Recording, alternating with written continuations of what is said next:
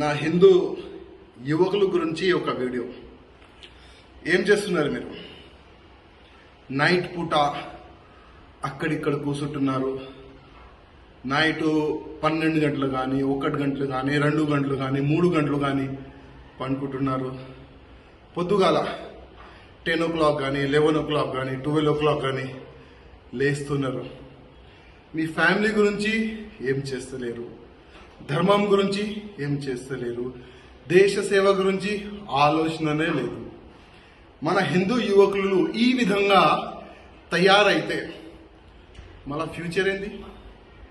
ఇవాళ మేము ఒక స్థాయిలో వచ్చిన తర్వాత కూడా 3 hours నేను నా